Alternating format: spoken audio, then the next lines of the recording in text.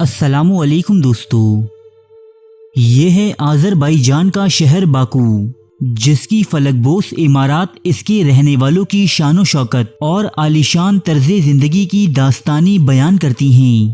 دور حاضر میں یہ شہر ایک مشہور سیاحتی مقام کا درجہ رکھتا ہے، جہاں لوگ دنیا بھر سے اپنی چھٹیاں گزارنے اور پرفضا مقامات کی سیر کے لیے جاتے ہیں۔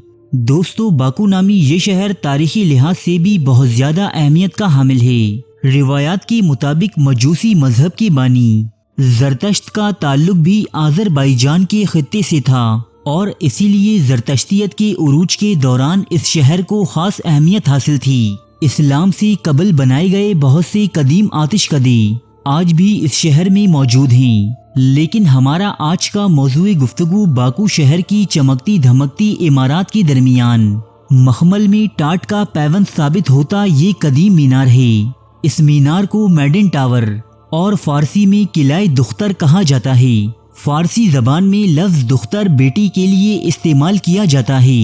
مختلف روایات کے مطابق یہ مینار چوتھی یا 5ویں صدی قبل مسیح میں تعمیر کیا گیا تھا، لیکن اس کے سنِ تعمیر کے حوالے سے مختلف ماہرین آثار قدیمہ میں اختلاف پایا جاتا ہے، جس کی وجہ اس مینار کی مختلف ادوار میں ہونے والی مرمت اور تزئین و آرائش ہے۔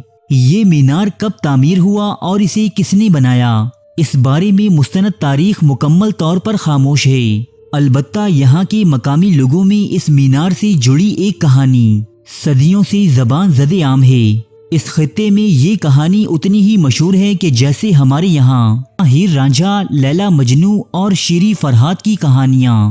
دوستو، اسی کہانی کی وجہ سے اس مینار کو قلعہ دختر یا میڈن ٹاور یعنی کنواری لڑکی کا مینار کہا جاتا ہے۔ اس کہانی کے مطابق ظہور اسلام سے کئی صدیاں قبل یہاں ایک ظالم و جابر بادشاہ حکومت کرتا تھا۔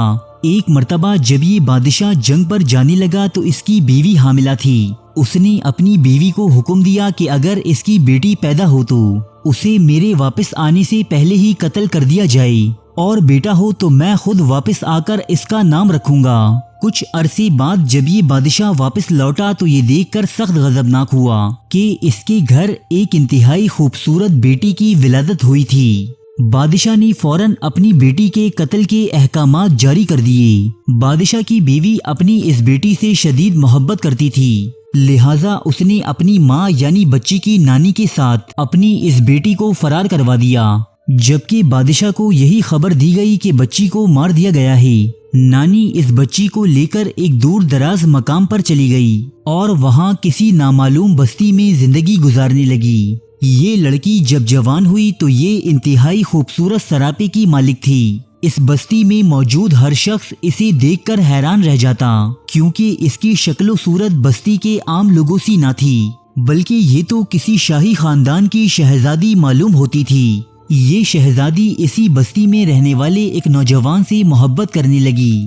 جب بستی کے لوگوں کو اس بات کا علم ہوا تو انہوں نے شہزادی اور نوجوان کو ایک دوسرے سے منسوب کر دیا۔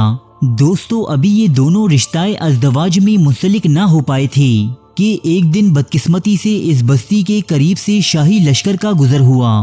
یہاں سے گزرتے ہوئے جب بادشاہ کی نظر اس لڑکی پر پڑی تو وہ اس کے حسن و جمال کو دیکھ کر اس پر فدا ہو گیا اور اسے اٹھا کر اپنے ساتھ شاہی محل لے آیا۔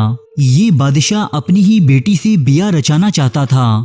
جب یہ بات اس بچی کی نانی اور بادشاہ کی ساس کو پتہ چلی تو وہ خود سینکڑوں میل کا سفر طے کر کے بادشاہ کے سامنے حاضر ہوئی اور اس کے سامنے تمام رودات کہہ ڈالی، لیکن یہ بادشاہ جس کی عقل پر پردے پڑ چکے تھے اور حسن نے اس کے اندر کی غیرت و حیا کو زائل کر دیا تھا، وہ اپنے ارادے سے باز نہ آیا۔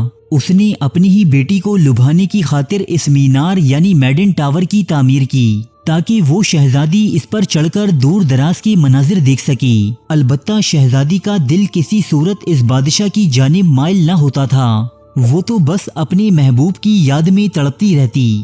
دوسری طرف جب اس کے محبوب کو ان تمام حالات کا علم ہوا تو اس نے بادشاہ کے قتل کا منصوبہ بنایا۔ یہ اپنی ارادوں کو پایۂ تکمیل تک پہنچانے کے لیے چوری چھپے شاہی محل میں داخل ہوا، لیکن بدقسمتی سے بادشاہ کو قتل کرنے سے پہلے ہی بادشاہ کے محافظوں نے اسے گرفتار کر لیا۔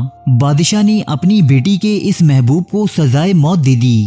جب شہزادی نے اپنے محبوب اور منگیتر کی موت کی خبر سنی تو اس نے بھی میڈن ٹاور کی چھت سے کود کر اپنی جان دے دی۔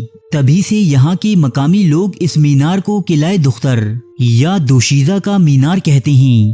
دوستو، یہ کہانی سننے میں نہایت دلچسپ اور دردناک لگتی ہے۔ البتہ جیسا کہ میں پہلے بتا چکا ہوں کہ یہ مستند تاریخ کا حصہ نہیں، یہ آذربائیجان کے مقامی لوگوں میں ایک مقبول عام کہانی ہے جو یہاں سینکڑوں سال سے سنی اور سنائی جا رہی ہے۔ اسے ایران اور آذربائیجان کے لٹریچر میں ایک اہم مقام حاصل ہے۔ اس کہانی پر بہت سی شاعری اور نثر نگاری کی گئی ہے۔ قلعہ دختر کی اس کہانی پر بہت سے ڈرامے بھی بن چکے ہیں۔ اگر کبھی آپ کا آذربائیجان کے شہر باکو جانا ہو اور آپ کسی مقامی شخص سے اس مینار کی تاریخ دریافت کریں تو وہ آپ کو ہو بہو یہی کہانی سنائے گا جو آپ نے اس ویڈیو میں ملاحظہ کی۔ دوستو، اس کہانی میں کس قدر حقیقت ہے اور کس قدر فسانہ، یہ بات اللہ تعالیٰ کی ذات ہی بہتر جانتی ہے۔ کیا آپ نے اس سے پہلے آذربائیجان کی یہ لوک کہانی سنی تھی؟ اور اگر ہاں تو آپ اس کے بارے میں کیا رائے رکھتے ہیں؟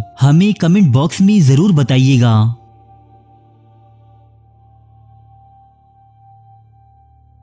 ارے فرینڈز، ایک منٹ، آپ ایسے ہی جا رہے ہیں؟ اتنی محنت سے ویڈیو بنائی ہے، ایک لائک تو بنتا ہے نا؟